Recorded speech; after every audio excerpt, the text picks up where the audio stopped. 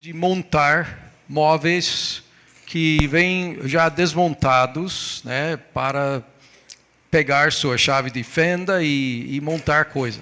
Porém, o que eu não gosto de fazer é montar móveis feitos na China. Porque mesmo nos Estados Unidos, conseguindo este pacote, eles têm instruções em inglês, né? Inglês muito deturpado, porque realmente alguém traduziu do chinês, possivelmente com Google, não sei. Mas não faz muito sentido. Então a gente tem que tentar entender, né? Fazer exegese, né, dessas instruções. No livro de Romanos, temos instruções também. Eu vou ler este texto com vocês. E essas instruções mostram como podemos alcançar o mundo. Paulo escreveu só 20 e poucos anos depois da morte de Jesus. Ele está mandando para a igreja em Roma essas instruções. Então vamos ler o que ele diz sobre o Evangelho. Vamos lembrar que ele não conheceu bem esta igreja, nunca visitou, e escreveu para tentar encorajar a igreja a ministrar tanto para o judeu quanto para o gentio. E a igreja em Roma teve realmente uma mistura. É muito difícil entender em Romanos quando ele está falando com o judeu e quando ele está falando com o gentio e quando ele fala com a igreja inteira.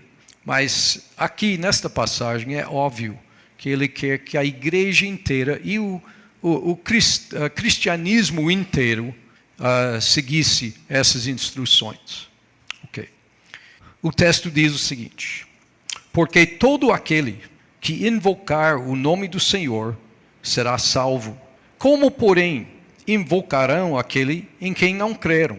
E como crerão naquele de quem nada ouviram? E como ouvirão se não há quem pregue? E como pregarão se não forem enviados? Como está escrito: quão formosos são os pés dos que anunciam coisas boas. Mas nem todos obedeceram ao Evangelho, pois Isaías diz: Senhor, quem acreditou na nossa pregação? E assim, a fé vem pela pregação e a pregação pela palavra de Cristo. Vamos orar mais uma vez para pedir a benção do Senhor nesse tempo. Obrigado, Pai, pelo tempo que eu tenho aqui para pregar. Obrigado pela mensagem que o Senhor me deu. Obrigado pelo Espírito que está trabalhando tanto no meu coração quanto nos corações daqueles que estão ouvindo. Peço, Pai, que o Senhor faça a Tua obra hoje à noite em todos nós. Que possamos ser edificados através da Tua palavra, que possamos obedecer ainda melhor as Tuas instruções. Em nome de Jesus. Amém. Bom, quando Paulo escreveu as epístolas, ele às vezes usou convenções de estrutura. E eu já investiguei isto em várias ocasiões e admiro como o Senhor escreveu sua Bíblia empregando na mente desses autores certas estruturas que mostram onde cai a ênfase. Esta passagem é uma passagem assim. Eu vou mostrar-lhes através de um diagrama. Ele começa, versículo 13, porque todo aquele que invocar o nome do Senhor será salvo. Agora ele vai mostrar o que quer dizer esse processo de passar o evangelho para os outros. Então ele começa com este passo de crer. Ninguém é salvo sem crer. Então ele diz: como, porém, invocarão aquele em quem não creram? O segundo passo é de ouvir. E como crerão naquele de quem nada ouviram? O terceiro passo, de pregar. E como ouvirão se não há quem pregue? E o quarto passo, e como ouvirão se não há quem... como pregarão se não forem enviados? 4 passos. E agora ele vai inverter esses 4 passos na ordem invertida para fazer um diagrama muito interessante. Então ele fala: como está escrito, quão formosos são os pés. Ele está falando de enviar aqui, aquele enviado. Depois ele fala da pregação, dos que anunciam coisas boas, quer dizer, que pregam, mais uma vez. Mas nem todos obedecerão ao Evangelho. Então ele fala de ouvir, de obedecer. É a mesma palavra no hebraico e no grego temos uma correspondência muito perto. Então ele termina com crer. Ele diz, pois Isaías diz, Senhor, quem acreditou na nossa pregação? Então ele conclui, e assim a fé vem pela pregação e a pregação pela palavra de Cristo. Mas se você olhar para este diagrama, olhe no meio. É o centro do foco dele. Bum, bum, bum, bum, bum, bum, bum, bum. Olhe para o centro. Ele está falando do ato de enviar. Sem enviar, irmãos, sem ser enviados, ninguém vai ser salvo. Pode ser enviado para seu vizinho. Pode ser enviado para Coreia do Norte. Mesmo assim, o Senhor tem que enviar para ter evangelismo.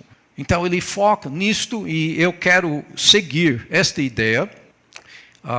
E deixe-me só mostrar como ele começou este texto. Eu vou repetir o primeiro versículo 11. Mas ele destacou nesta escritura que realmente eu vou voltar a tratar disso no final da pregação, depois de explicar muitas coisas entre os dois pontos.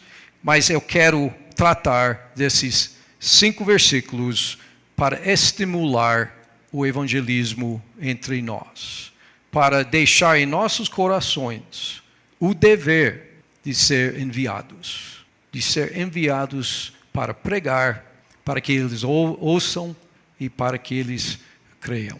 É nossa responsabilidade. Então, em primeiro lugar, o primeiro versículo deste grupo, né? Porque todo aquele que invocar o nome do Senhor será salvo. Olha, a igreja já passou por fases de multiplicação rápida. No livro de Atos, nos primeiros 5 anos, temos pessoas sendo salvos no dia do Pentecostes, né? 3.000 de vez. Imagine o discipulado de 3.000 pessoas. Logo depois, 5.000.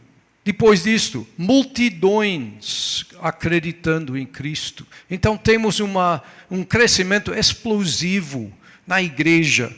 Era uma situação muito gostosa, né? Quer dizer, pessoas estavam gozando um tempo de divulgação do Evangelho com grandes resultados.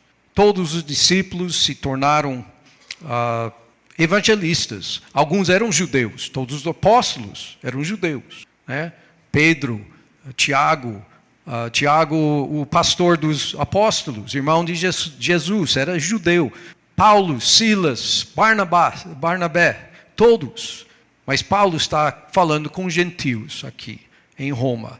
Então ele vai mostrar que, citando uma passagem neste texto, ele vai citar esse texto de Joel. Desculpe pela citação comprida, mas eu quero mostrar como Paulo agora está tentando abrir os olhos dos judeus para evangelizar todos.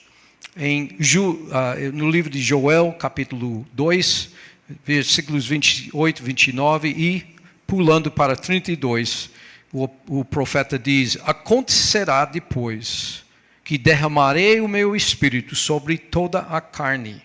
Vossos filhos e vossas filhas profetizarão, vossos velhos sonharão, e vossos jovens terão visões. Até sobre os servos e sobre as servas derramarei o meu espírito naqueles dias. E acontecerá que todo aquele que invocar o nome do Senhor será salvo. Versículo 17 de Romanos 10, que acabamos de ler.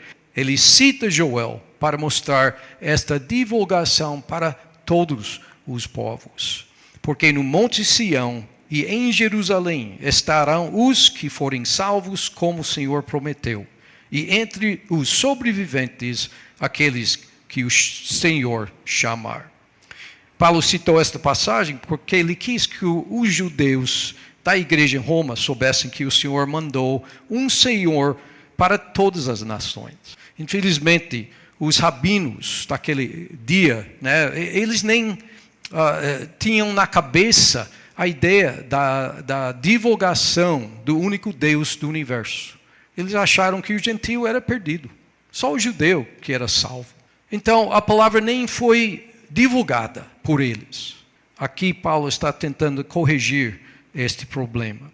Então, em primeiro lugar, ele coloca 4 passos que nós notamos naquele diagrama, com perguntas, né? E rapidinho essas perguntas: como, porém, invocarão aquele em quem não creram?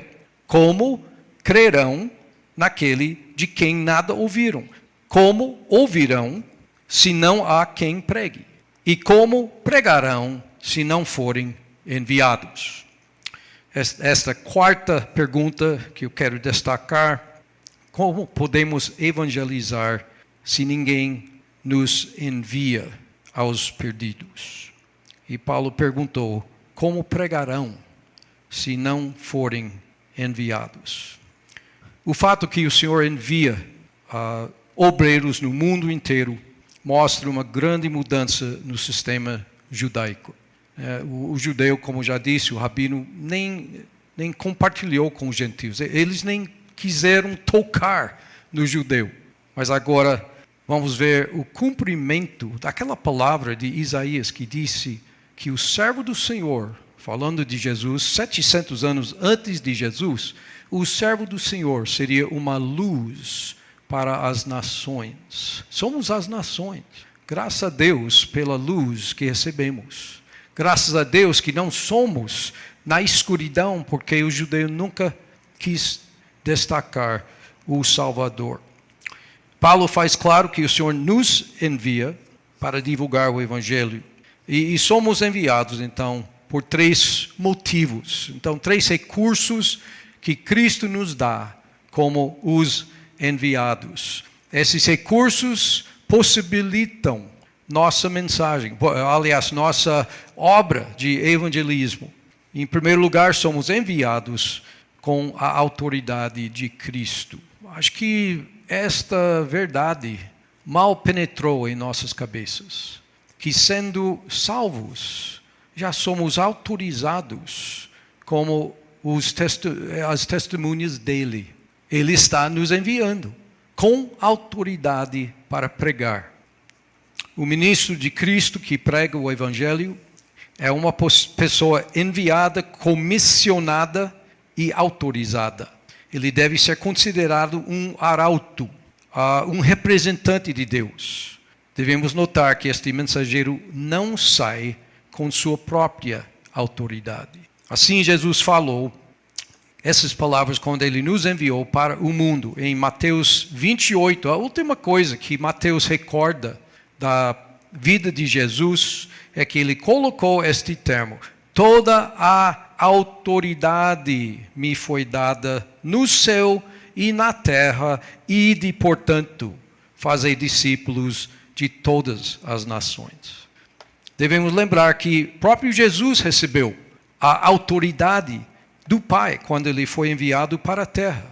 Ele foi enviado primeiro e quando ele chegou, com toda a autoridade do Pai, ele nos enviou para os campos de pessoas perdidas. Na véspera da crucificação de Jesus, ele falou com o Pai dessas palavras, orando, Ele disse: assim como tu, Pai, me enviaste ao mundo, também eu os enviei ao mundo. Então temos esta correspondência, como Deus enviou Jesus, ele nos enviou. E ele repete isto para os próprios discípulos na noite da sua ressurreição.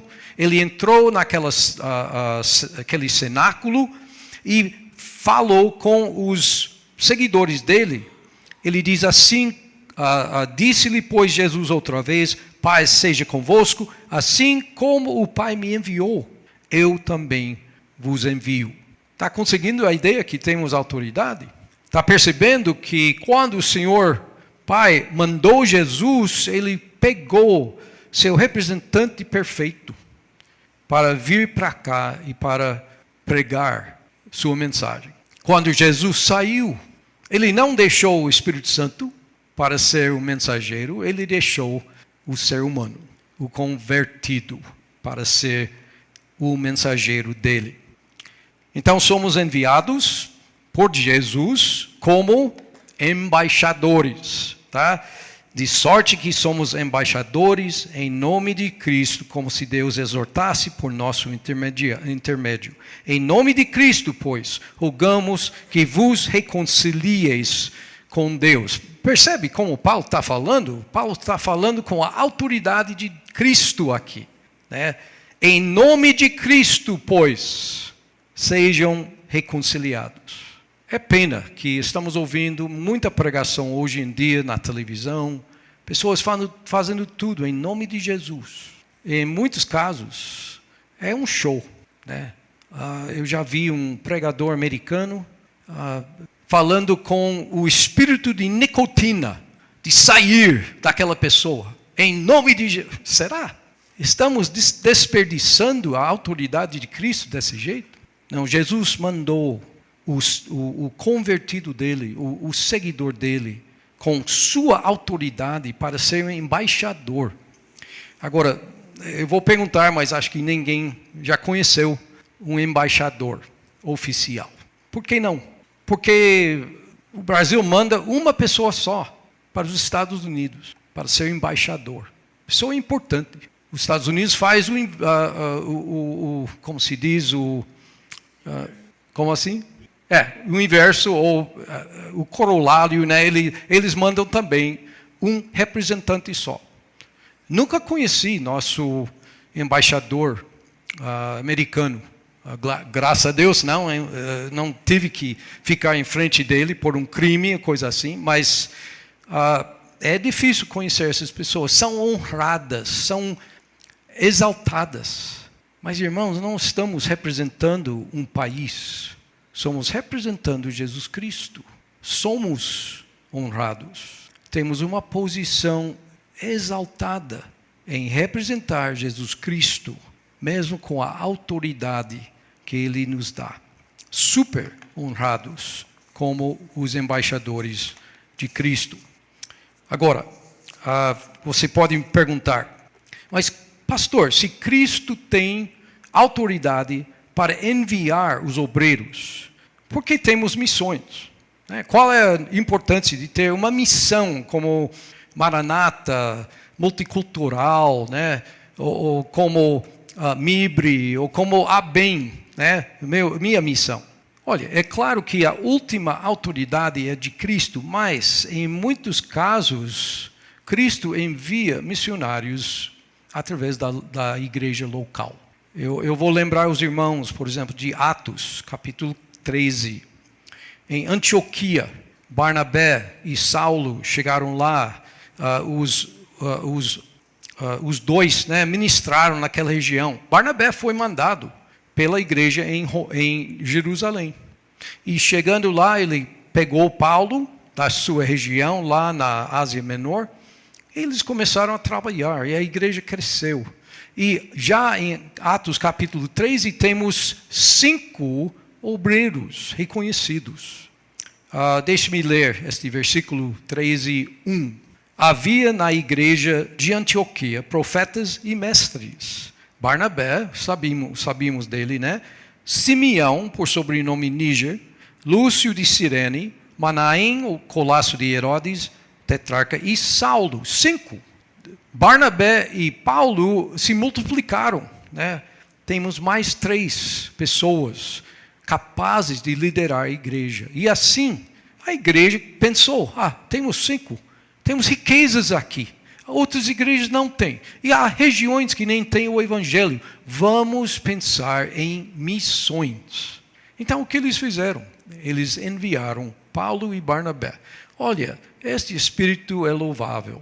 Eles eram os originais, né? Os fundadores. Então vamos mandar outras pessoas. Não, vamos mandar os fundadores, porque sabemos que eles podem fundar igrejas. Eles sabem fazer isso. Então enviaram Paulo e Barnabé. E agora, olha como a história continua aqui. E servindo eles, a igreja, ao Senhor, e jejuando, disse o Espírito Santo: separai-me agora Barnabé e Saulo para a obra a que os tenho chamado. Então, jejuando e orando, e impondo sobre eles as mãos, os despediram. Agora, impondo mãos mostra autoridade. A igreja estava enviando esses dois como representantes da igreja para servir o Senhor em outras terras. Okay? Parece que a igreja, então, enviou esses obreiros. Mas olha o que segue aqui. Enviados, pois, pelo Espírito Santo, desceram a Seleucia e dali navegaram para Chipre. Quer dizer, a igreja está enviando sim, mas atrás de tudo, atrás dos bastidores, é o Espírito Santo que está enviando. A autoridade de Cristo existe em nós para falar de Cristo, para pregar, para evangelizar, e a igreja pode enviar aqueles reconhecidos como obreiros. Também, os enviados por Cristo não têm que ser missionários de uma missão.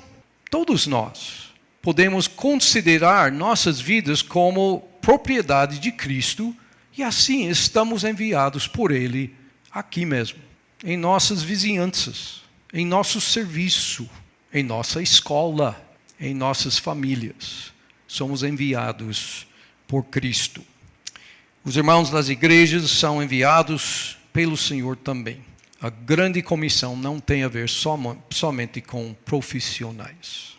Podemos pensar, por exemplo, em Priscila e Áquila, um casal que começou, se não me engano, em Roma, e sofreu perseguições várias vezes. Acho que às vezes por serem judeus, outras vezes por serem cristãos.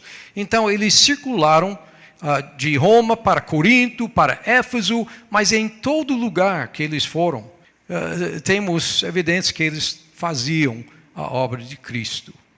Até tiveram um bom efeito na vida de Apolo, que precisou de certo discipulado. Eles também serviram de hospedar a igreja em Éfeso, um casal muito fiel. Então, o primeiro recurso que temos é a autoridade de Cristo para evangelizar. O segundo recurso que temos, somos enviados não só com a autoridade de Cristo, mas com a mensagem de Cristo. Uma parte importante da grande comissão é a responsabilidade de proclamar aquilo que aprendemos de Deus. Eu vou voltar para Mateus 28, porque temos ainda mais informações naquele texto. Ide, portanto, fazei discípulos de todas as nações, batizando-os em nome do Pai, do Filho e do Espírito Santo, ensinando-os a guardar todas as coisas que vos tenho ordenado. Então, vamos saindo enviados pelo Senhor, temos a autoridade dele para pregar, mas o que vamos pregar? O Evangelho e tudo que Cristo ordenou. Por isso temos não só evangelismo, temos discipulado, temos estudos bíblicos, temos PGs, temos seminários, porque queremos aprender tudo que o Senhor mandou. Então temos a mensagem dele que é muito abrangente. Em 2 Coríntios 5, 18 e 19, já lemos uma parte deste texto, mas deixe-me voltar para trás só um pouquinho.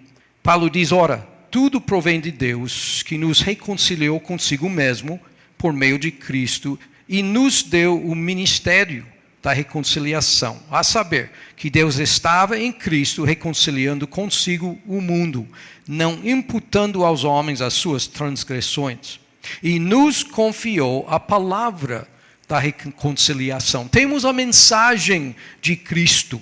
Isto foi passado para nós. Esta mensagem é de anunciar as boas novas e tudo que o Senhor mandou. Hoje em dia temos muitas outras mensagens.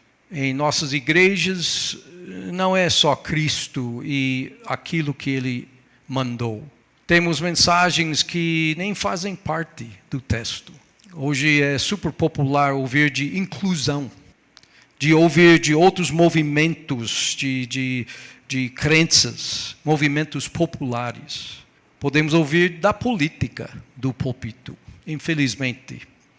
Podemos ouvir dos ritos que certas igrejas promovem. Podemos ouvir muito do sucesso material. Mas não são mensagens que o Senhor autorizou. Fomos autorizados para pregar a mensagem de Cristo e tudo que Ele mandou. Paulo diz o seguinte: pois não me envergonho do Evangelho, porque é o poder de Deus para a salvação de todo aquele que crê, primeiro do judeu e também do grego. Não podemos nos desviar da mensagem do Evangelho. Somente o verdadeiro Evangelho pode transformar vidas. Então temos este grande recurso na forma da mensagem verdadeira da salvação. Ele nos deu sua autoridade, Ele nos deu esta mensagem bendita, mas Ele nos deu mais um recurso. O terceiro é que somos enviados com a bênção de Cristo. A descrição do enviado de Deus nas Escrituras mostra que, sendo enviados por Deus, somos privilegiados e abençoados. Uma benção, irmão, obrigado. Privilegiados, benditos com nossa função de enviado. Ele falou este versículo no meio do nosso texto, como está escrito: quão formosos são os pés dos que anunciam coisas boas. Somos benditos. Pessoas olham para nós como se tivéssemos pés bonitos, né? Temos em inglês uma colocação: não atire no mensageiro. Okay? Acho que você já ouviu isso. Significa simplesmente que quando alguém chega com más notícias, não é culpa dele. Ele não fabricou as informações. Ele foi simplesmente enviado para divulgar as informações. Não é de perseguir aquele com as más notícias. Não é um mensageiro que possibilita os eventos, né? Ele não deve ser abusado por simplesmente cumprir sua função oficial. Mesmo assim, quando as notícias são boas, você já percebeu que o mensageiro adquire uma posição muito boa, muito privilegiada, né? Porque ele chegou com as informações boas. Ele é honrado pelo conteúdo do seu anúncio. E às vezes atribuímos qualidades ao mensageiro desse tipo. Davi fez isso no Antigo Testamento. Não sei se você lembra, mas quando ele estava numa campanha, realmente uma guerra civil, seu filho Absalão tomou controle do reino, em 2 Samuel, eu estou falando mais ou menos do capítulo 18, e quando então houve uma guerra entre os dois lados, Absalão contra Davi, Davi era tão velho que eles não permitiram que ele guerreasse. Ele foi deixado numa cidade fortalecida. E a guerra estava acontecendo, né, não muito distante.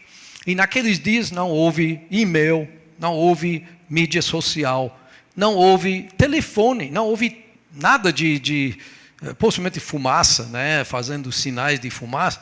Mas era necessário correr com as notícias. Então, houve mensageiros que só corriam muito. E aqui, nesta passagem, em 2 Samuel 18, temos esta linguagem.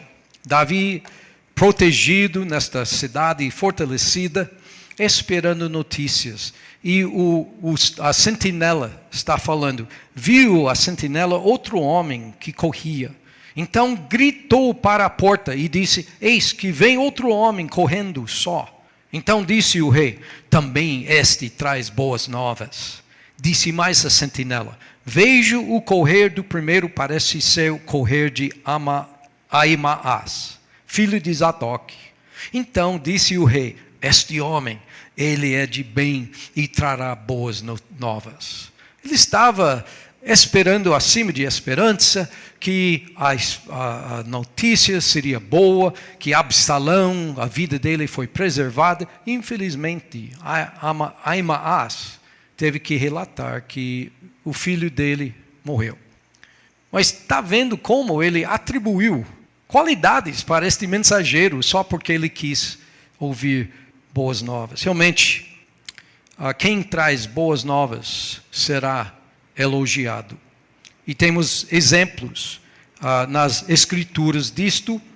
Paulo citou de Isaías 52. Estou passando muitas passagens aqui, mas olha, é difícil me restringir, né, quando eu estudo esses assuntos. Então, olha o que o profeta Isaías disse sobre um mensageiro.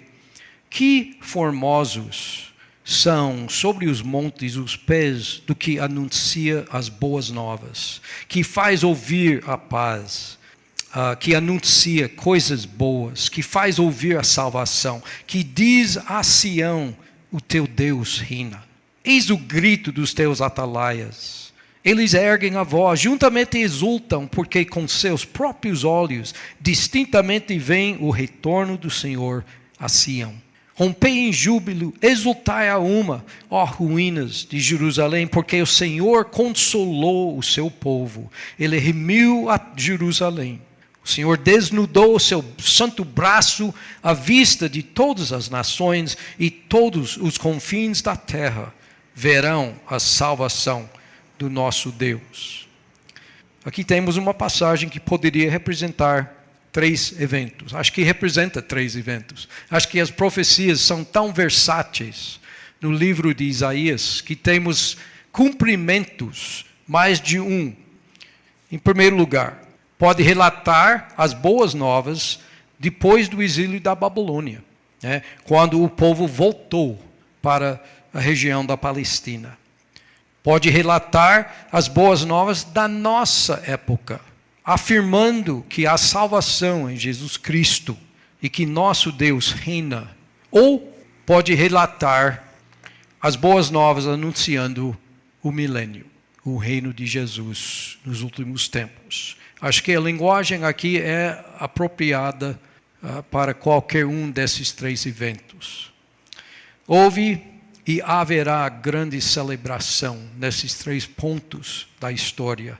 E o mensageiro será visto como bendito. Então, quem não quis ser o mensageiro que anunciou a volta do povo de Israel para sua terra depois do exílio? Quem não gostaria de ser o mensageiro que vai anunciar a chegada de Jesus Cristo para reinar em Jerusalém? E hoje, quem não quer ser o mensageiro que anuncia boas novas na forma do Evangelho para incrédulos? Eu pessoalmente considero aquele mensageiro que eu ouvi como criança com 5 anos, lá no estado de Michigan. Ouvi o Evangelho da boca dele e eu hoje considero ele bendito. Um homem abençoado por Deus, homem com pés formosos, porque ele deu testemunho para mim. Mesmo assim, o mensageiro enfrenta barreiras. Eu vou passar por uma lista, né, de problemas que ele vai enfrentar. Pensando nos dias antigos, olha, este coitadinho, ele teve de correr o dia inteiro, muitas vezes em regiões perigosas, às vezes através do campo da batalha, outras vezes subindo montanhas, atravessando rios, né? Sempre correndo dia, noite. Havia muitas barreiras físicas ao cumprimentar o serviço dele. Hoje em dia temos também barreiras. Deixe-me colocar uma lista aqui. Aquele que leva o Evangelho, mesmo com pés formosos, vai enfrentar a incredulidade desanimadora. O ser humano não quer ouvir que ele precisa de um Salvador. Ele vai enfrentar escárnio também, porque as pessoas não querem aceitar o dom gratuito de Deus na forma da salvação. Hoje, em certos países, a mensagem da salvação em Cristo traz perseguição. Os países muçulmanos. Alguém estimou que quem aceita Jesus tem uma extensão de vida de 15 dias antes de ser executado, especialmente na Arábia Saudita. E sempre, outra barreira, sempre podemos contar com a resistência diabólica, a cegueira espiritual imposta pelo inimigo. Mesmo assim, o Senhor nos mandou para usar nossos pés para ir e fazer discípulos de todas as nações. Também Ele nos dá a armadura espiritual necessária para cumprir esta função, esta obra de embaixador. Então Ele diz em Efésios 6, Paulo diz, portanto, tomai toda a armadura de Deus para que possais resistir no dia mau e depois de terdes vencido tudo, permanecer inabaláveis. Estai, pois, firmes, cingindo-vos com a verdade, vestindo-vos da couraça da justiça. Olha aqui, calçai os pés com a preparação do evangelho da paz, embraçando sempre o escudo da fé, com o qual podereis apagar todos os dardos inflamados do maligno. Tomai também o capacete da salvação e a espada do Espírito, que é a palavra de Deus. Calçai os pés com a preparação do evangelho da paz. É chamado armadura aqui. O Senhor nos deu todo o recurso necessário. Sua autoridade, Ele nos deu sua mensagem, Ele nos deu sua bênção para sermos enviados dEle. Temos como nosso exemplo o apóstolo Paulo. Ele mostrou fidelidade em pregar o evangelho, até enquanto encarcerado, né? Estamos pregando de Filipenses. Aquela epístola foi escrita na prisão. Ele mostrou fidelidade, pregando para o próprio guarda praetoriano, lá em Roma. Ele admitiu também que os irmãos na cidade estavam pregando mais por causa da sua prisão. E em Colossenses ele pede orações. Colossenses foi escrito na mesma época, quando Paulo estava em prisão. Ele pede isto: suplicar ao mesmo tempo também por nós, para que Deus nos abra a porta à palavra, a fim de falarmos do mistério de Cristo, pelo qual também estou algemado, para que eu o manifeste como devo fazer. Irmãos, estamos orando? Estamos pedindo oportunidades? Temos liberdade, temos capacidade de viajar para qualquer lugar. Paulo estava algemado e pedindo oportunidades. Devemos pedir oportunidades para ser os enviados do Senhor. Conclusão: o Senhor nos abençoou com 3 recursos, sendo os enviados dele. A autoridade dele para servir como embaixadores e proclamar a graça de Deus entre as nações. A mensagem dele, que Jesus morreu para salvar pecadores, e a bênção dele, que garante que somos recebidos bem por todos que acreditam nele. Não vamos ser recebidos tão bem pelos incrédulos, mas isso faz parte do serviço de ser mensageiro. Afinal, Paulo conclui esta passagem com essas palavras no versículo 17. E assim a fé vem pela pregação, e a pregação pela palavra de Cristo. Então, vocês lembram daquele diagrama que mostrei no início? Vou mostrar mais uma vez, mostrando o texto e a estrutura do texto. A salvação depende da fé, que depende da oportunidade de ouvir e obedecer, ou aceitar a mensagem. E como já entendemos hoje à noite, tudo isso depende do mensageiro que é enviado com a verdadeira palavra de Cristo. Sabemos que o Senhor realmente nos enviou. Será que estamos obedecendo nossa comissão de enviado? Vamos usar nossos pés para levar as boas novas do Evangelho para as pessoas sem Cristo, judeu, gentil, todos. Claro que algumas pessoas vão rejeitar essas boas novas. Sabemos que o caminho que conduz para a perdição é largo, mas algumas pessoas vão ouvir e crer em Cristo. E a pessoa resgatada vai lembrar de você. Ele vai sempre considerar que você é um irmão com pés formosos. Vamos orar. Obrigado, Pai, pelo privilégio de divulgar esta mensagem. Obrigado, Pai, pela latitude, pela liberdade que temos atualmente de falar. Ajuda-nos, Pai, a aproveitar esta liberdade. Ajuda-nos a lembrar que temos Tua autoridade. Quer dizer, o Senhor vai superar qualquer obstáculo em nosso caminho como mensageiros. Sabemos que temos a única mensagem que vale neste mundo. Jesus Cristo crucificado, ressurreto, Salvador. E sabemos, Pai, que o Senhor acrescenta uma bênção para nós, simplesmente por sermos obedientes, por sermos servos, fazendo aquilo para o qual o Senhor nos mandou. Somos enviados, Pai, ajuda-nos a ter esta perspectiva do enviado. Em nome de Jesus. Amém. Convido a igreja para ficar de pé. Teremos a última canção. E após essa canção, o pastor Wilson nos encerrará com uma oração. Nos encerrará não, encerrará o culto, né? Com uma oração.